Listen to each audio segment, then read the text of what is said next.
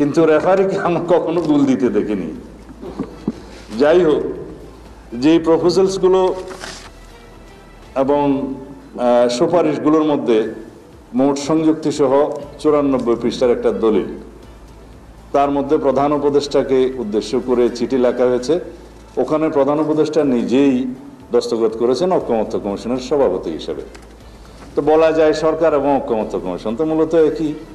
আর ঐকমত্য কমিশনের সাথে আলোচনার সময় আমার মনে হয়েছে ঐকমত্য কমিশন, সরকার এবং আরো 2-3টি দল, তারা বোধহয় এক পক্ষ, আমি বিপক্ষেই খেলছিলাম মনে হয়। তো সেই হিসেবে জাতির পক্ষেই দায়িত্ব পালন করার আমরা চেষ্টা করেছি।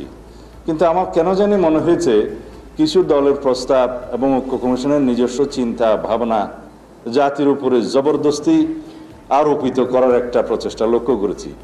আমি আজকে এই কথাগুলো এই জন্যই বলতে বাধ্য হচ্ছি, কারণ যে দলিলটা প্রকাশিত হয়েছে সেই দলিলটা 94 পৃষ্ঠা আপনারা লক্ষ্য করে দেখবেন যে ওখানে ঐকমত্য কমিশনে যেভাবে ঐকমত্যে পৌঁছা গিয়েছে এবং যেই দলিলটা 17 তারিখে অক্টোবরের পার্লামেন্টের সাউথ প্লাজায় ঐতিহাসিক অনুষ্ঠানের মাধ্যমে স্বাক্ষরিত হয়েছে, সেই দলিলটা হুবহু ওখানে নেই।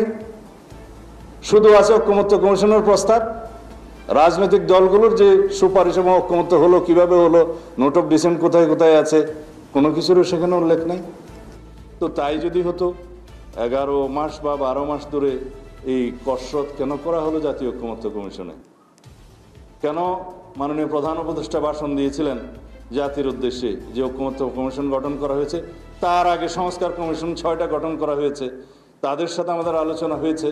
সেই আলোচনার প্রেক্ষিতে পরে সমস্ত দলের রিকমেন্ডেশনস এবং তাদের রিকমেন্ডেশন জনগণের পক্ষ থেকে যে সমস্ত প্রস্তাব এসছে সবগুলো মিলে একটা কম্পাইলড রিপোর্ট করে তার উপরে জাতীয় ঐকমত্য কমিশন কথা বলেছে সমস্ত রাজনৈতিক দলের সাথে।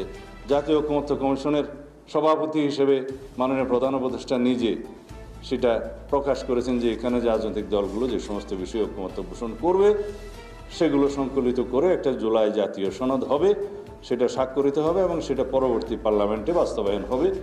বিফোর দ্যাট যেগুলো অর্ডিন্যান্স এবং এক্সিকিউটিভ অর্ডারে বাস্তবায়ন করা সম্ভব সেগুলো সরকার করবে, এই ছিল প্রস্তাব। এখন মূল প্রশ্ন সেটা নয়। যার উপরে গণভোট হবে জুলাই জাতীয় সনদ যেটা স্বাক্ষরিত হয়েছে সেটা তো এই সনদে নাই, সেটা গতকালকে সুপারিশের মধ্যে নাই। আছে হলো যে সমস্ত প্রস্তাব ঐকমত্য কমিশন এবং 2-1টি দল দিয়েছিল, সেই প্রস্তাবগুলো যেন ওনারা সরাসরি ওই আদেশের মধ্যে, খসড়া আদেশের মধ্যে তারা অন্তর্ভুক্ত করলো। তফসিল হিসাবে বলা হলো এই 48টা দফার উপরে গণভোট হতে হবে। এখন সেই আলাপ তো হয়নি আমাদের সাথে। ঐকমত্য কমিশনে ঐকমত্য হয়েছে with note of dissent certain পয়েন্টসে, যে সমস্ত রাজনৈতিক দলগুলো এই সমস্ত নোট অফ ডিসেন্ট দিয়েছে সেই সমস্ত নোট অফ ডিসেন্টগুলো তারা ইশতেহারে, নির্বাচন ইশতেহারে উল্লেখ করবে। আপনারা দেখুন সেই ছাপানো বই যেটা আছে সেই ইশতেহারে উল্লেখের পরে যদি জনগণের ম্যান্ডেট প্রাপ্ত হয় সেগুলো তারা সেভাবে বাস্তবায়ন করবে। তো জাতীয় ঐকমত্য কমিশনের উদ্দেশ্য ছিল ঐকমত্য প্রতিষ্ঠা করা। এখন এখানে এসে এই অবস্থায় জাতীয় ঐকমত্য কমিশন যে সমস্ত প্রস্তাব দিয়েছে সেখানে শুধু জাতিতে বিভক্তি হবে, অনৈক্য হবে এবং এখানে কোনো ঐকমত্য হবে না। এর ভিত্তিতে তারা কি অর্জন করতে চায় আমরা জানি না। এবং যে সমস্ত প্রস্তাব নির্বাচন কমিশন থেকেও একটা অধ্যাদেশে আরপিওতে এসছে তাতেও আমরা লক্ষ্য করেছি যে উদ্দেশ্যমূলকভাবে নির্বাচন সংস্কার সংক্রান্ত কমিশনের একটি অনালোচিত প্রভিশন সেখানে অন্তর্ভুক্ত করে আরপিও অর্ডিন্যান্সটা পাস হয়েছে, সেটা এখন অর্ডিন্যান্স হওয়ার অপেক্ষায় আছে।